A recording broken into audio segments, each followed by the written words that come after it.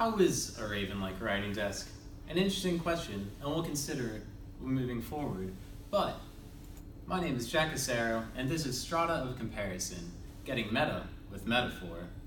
Now, I think we all have a baseline understanding of what metaphor is and how it operates, but I think that definition is so broad and so ambiguous that a lot of the times we apply it too often or too haphazardly in a way that it doesn't really enrich the interpretations we put on the literature we read. So what I'd like to do here is take that baseline definition and break it open, break it into bite-sized pieces to see if there's anything more we can glean from what we think of metaphors and how we interpret them.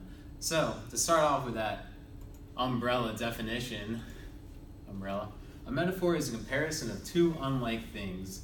My middle school English teacher said it, and I'd wager yours did too. And there's really nothing wrong with this definition. It's tried and true. But I'd like to take in the dictionary right now and see if there's anything that we can find from comparing it, finding any differences or similarities. So, a metaphor is a figure of speech in which a word or a phrase literally denoting one kind of object or idea is used in place of another to suggest a likeness or analogy between them. An example of this is drowning in money. It is broadly figurative language as opposed to literal language, which we'll get to, and you can compare it to a simile. But what I'd like to get to right now is this right here, is used in place of. And I think that's really important. I like to use it to go back to our middle school English teacher's definition of metaphor and revise a little bit to say that metaphors are creative substitutions because when you depart from a literal description or a literal definition of something, you enter the figurative. And the reason writers do that is because the literal word just didn't cut it. It wasn't good enough. So they needed to substitute that literal definition with something a little bit more creative. So let's go on into an example of this. Abraham Lincoln was tall, but that doesn't cut it. We want to describe him a little bit better. He was really tall. It still doesn't cut it. I don't like it. Really is a weak word. Almost as weak as very. So what do? You bring in an image to substitute for tall or really tall. So you say that man was a chimney. He was that tall. That works for me. It's an image in my head. I understand it. I can see similarities between the two. They're both really tall, even a little skinny. So what? That's it. That's the end? Nah, I'm sure there's more we can glean from metaphor. So let's go back to that dictionary.com definition and hone in on something specific right here. So let's compare it to a simile. What is the difference between the two? So, metaphors are comparisons, are literal comparisons, that is, of two unlike things. Abe Lincoln was a chimney. That's a metaphor. Whereas a simile uses like or as. Abe Lincoln was as tall as a chimney. So, what's at stake in the difference between the two? Well, Abe Lincoln was a chimney. Abe Lincoln was as tall as a chimney. You don't lose much. I think to say he literally was a chimney adds a little bit more depth to the description. You can even bring in, you don't even have to just say he was tall. You can say he was as skinny as a chimney. A lot more connections can be made from that. But what if you were to say he was a skyscraper as opposed to he was as tall as a skyscraper? It might raise a few eyebrows. It might come across a little weird because, for one reason, Abraham Lincoln wasn't alive at the time of skyscrapers. I really just do think it would confuse a few folks. And I'm curious as to why. And I think it's because there's a relationship between what is being compared. So let's actually look at that. They're called the tenor and the vehicle. The tenor of a metaphor is the subject which is compared to something else, whereas the vehicle is the object which the tenor is compared to. So once again, what's really at stake here? This is the tenor, this is the vehicle, got that out of the way. And then to go on to say he was a skyscraper, that raises a few more eyebrows. And since there's a relationship between the two, I think the farther you get in relationality or ability to compare, I think the more resonance you can put into your reader.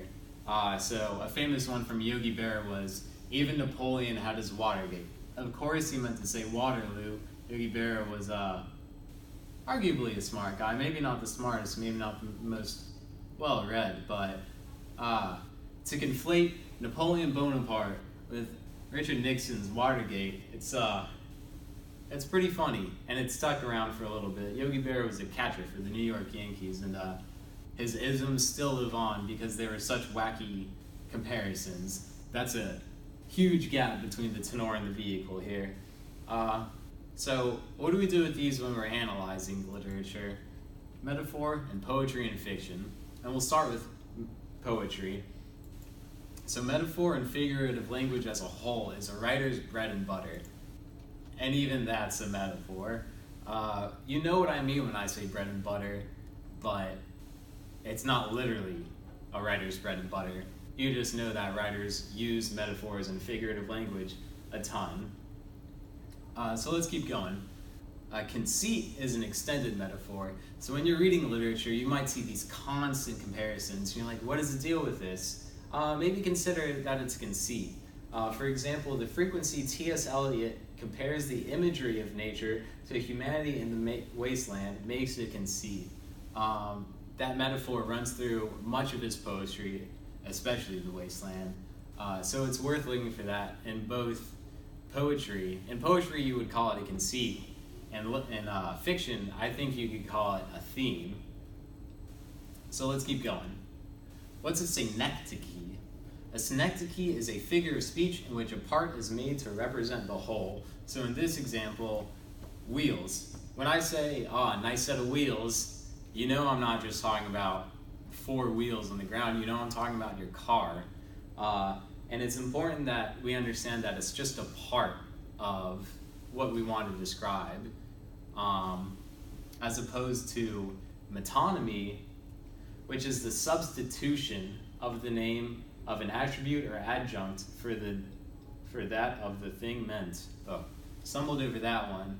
But instead of pointing at one specific object on what you're trying to describe, you substitute it. So an example of this is suits for business executives. She's not even wearing a suit, but we know she's a business executive. We know she's higher up in the world. You know what we mean when we say suits. And I think I know what you're thinking. A lot of these are idioms. It's kind of like everyone already knows these. Well, that's true. A lot of metaphors are so well known that they become idioms. And what's important here is that you understand the cultural and historical context when you're interpreting the literature. If a metaphor or if an idiom is used, I think it's worth looking at how that metaphor was created, when and what purpose it served now, and how that purpose might be different today. So just one quick example of this is cute as a button. You probably can't read it, but it says, "I'm as cute as me." We just know that saying so often that it registers with us. And another one could be, "He has a heart of gold." It's just so common that we don't even think of them as metaphors. We think of them as idioms. So lastly, you get it, poets. Things are like other things. But what does this mean when we interpret literature? What I think is most important is that you look at the tenor and the vehicle, what the relationship is between the two, if that relationship is valid in the cultural and historical context and in the time of the writing. And lastly, how is a raven like a writing desk? Poe wrote on both. Thank you.